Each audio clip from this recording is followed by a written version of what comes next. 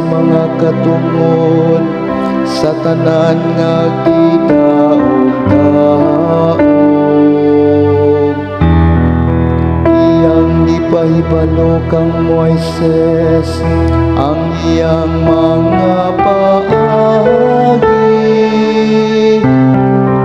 ug ang iyang mga buhat ngadto sa mga anak ni Israel.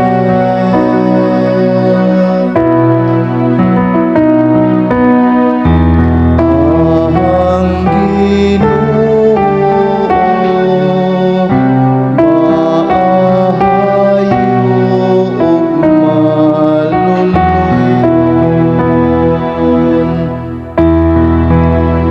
maluluyon ug maayo ang Ginoo, dugayng masuko ug puno sa kaayo.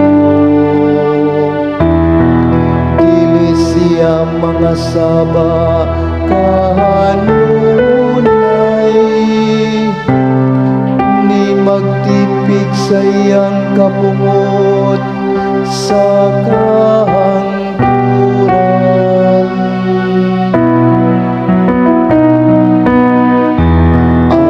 Ang Ginoo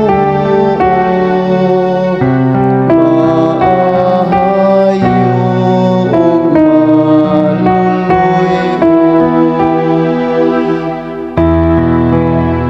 Iya kitang gidumala, dili sumala sa atong kasalanan. Migibaslan kita niya, sumala sa atong mga kalapasan. Kay miingon ang kalangitan, hataas labaw sa hayuta. Labaw ang iyang kaayo, alang kanilang nga mahadlokon kaniya.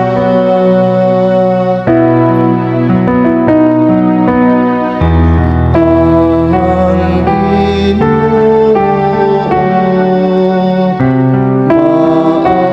maayo ug maluluyon.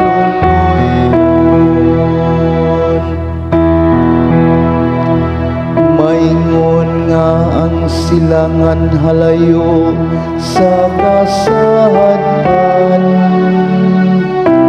sa ingon niyang gipahibalukan nato ang atong mga kalapasan.